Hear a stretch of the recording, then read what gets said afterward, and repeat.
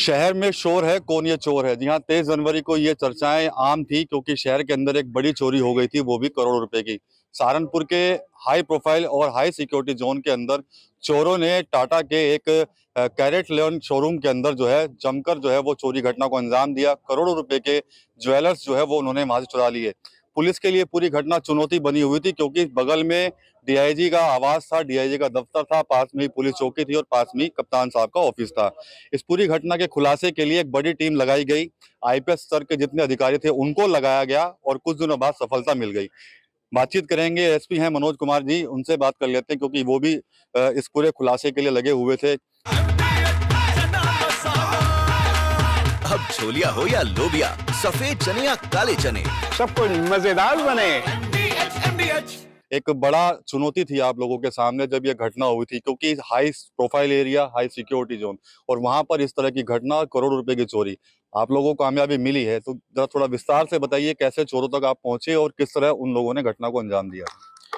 देखिए, जैसा कि माननीय वरिष्ठ अधीक्षक महोदय के द्वारा प्रेस वार्ता करके बताया भी जा चुका है, क्योंकि चोरी जो इन्होंने की थी कैरेट लेन शोरूम में की थी और जो चोरी भी थी बड़ी कीमत की हुई थी। तो इसलिए हमने 5 टीमें बनाई हुई थी जिस पर लगातार हर एंगल पर हम काम कर रहे थे। जो बेसिकली हमें जो ब्रेक थ्रू मिला वो सीसीटीवी कैमराज और सर्विलांस की मदद से मिला, जिसमें एक व्यक्ति जो संदिग्ध दिखाई दिया एक सीसीटीवी फुटेज में, क्योंकि इसने चोरी करने के बाद जो अपना भेष था वो बदल लिया था, उस कपड़े चेंज कर लिए थे, सब चेंज कर लिया था, परंतु इसका जूता था, शूज़ था, जो वो शूज़ के माध्यम से उसकी पहचान हुई कि कपड़े तो इसने सारे चेंज कर लिए थे, परंतु जो शूज़ था वो इसने चेंज नहीं किया था। उसका फिर पीछा करते-करते हमने रुड़की, हरिद्वार, बाकी सबके भी कैमरे दिखवाए। अराउंड 2000 से 2500 कैमरे चेक किए, सीसीटीवी कैमरा चेक किए, सर्विलांस की मदद ली गई। व जो मुखबिर है, जो हमारे खुफिया तंत्र, उसकी मदद लेते हुए कि कौन ऐसा व्यक्ति संदिग्ध हो सकता है, उसकी फिर हमने पूछताछ करना शुरू किया। इसमें फिर जो हमें उसको पकड़ने के बाद जो हमें पूछताछ में पता चला कि इसने जो प्लानिंग की थी करीब 1.5-2 महीने से ही ये यहाँ पे रेकी कर रहा था और इसको किस तरह से चोरी करनी थी उसकी तैयारी ये कर रहा था। तो इसने जो घटना को अंजाम दिया वो अकेले ही दिया। वो पहले ही 1 दिन पहले ही जाके वहाँ पे छत पे बैठ गया और उसके इसने जो सामान है वो वहीं का सामान यूज़ किया। वो उसके बगल के मकानों का तार इसने काट के कनेक्शन करवाया इलेक्ट्रिसिटी का और कटर के माध्यम से पहले तो इसने ऊपर का जो छत का लोहे का दरवाज़ा था वो काटा। उसके बाद फिर अंदर जाते हुए जो उसका सीढ़ी पे जो मकान दीवार थी, दीवार को तोड़ते हुए अंदर गया और क्योंकि ऐसा करते हुए इसको काफ़ी टाइम लग गया। रात से ही पूरा मौसम भी ख़राब था, बारिश वगैरह हो रही थी, तो ये रात भर ये करता रहा अकेले। तो जब इसको अंदर घुसा तो काफ़ी टाइम हो गया था, अराउंड 5 साढ़े 5 बज गए थे, सुबह का टाइम हो गया था। फिर जल्दीबाजी में इसने जितना सामान इसके पास सका उसने उसको इकट्ठा किया, फिर लेके भाग गया।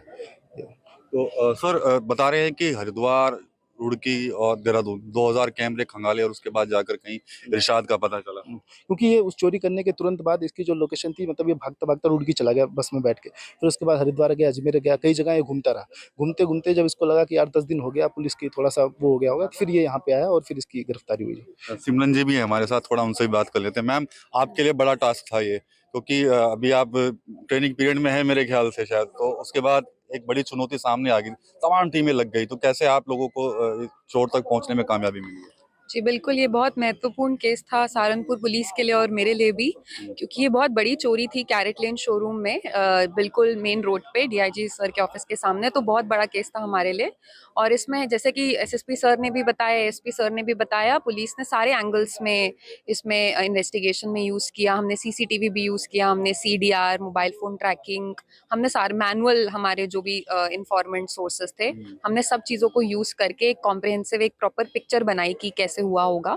पूरा हमने उन चीज़ों को किया और उसके बाद जब हमने इसको गिरफ्तार किया तब हमने इससे पूछताछ भी की और उसके माध्यम से हमने रिकवरी भी करवाई। 100% रिकवरी हुई है? जी बिल्कुल, 100% रिकवरी हुई है इस केस में और ये बहुत बड़ी सफलता है। चलिए, थैंक यू मैम। तो ये पूरा जो घटना थी ये पुलिस की साख पर कहीं ना कहीं सवाल खड़े कर रही थी, कानून व्यवस्था पर सवाल खड़े हो रहे थे।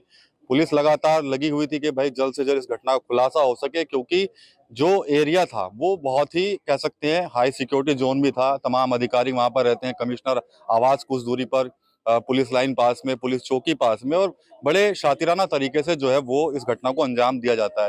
हालांकि पुलिस जो मेन अपराधी है, माफ कीजिएगा, इरशाद, उस तक पहुंची, उसको गिरफ्तार किया गया और उसके पास से 100% रिकवरी जो है वो हो गई है।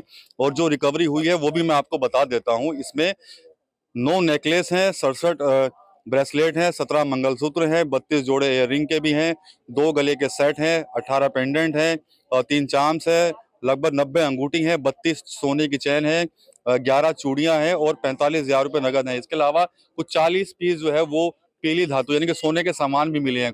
कुल मिलाकर देखा जाए तो 3 करोड़ रुपए की ये पूरी चोरी जो है वो हुई थी और पूरे जिले को जो है वो चोरी ने हिला दिया था। तमाम सोशल मीडिया पर पुलिस के ऊपर सवाल जो है वो उठ रहे थे।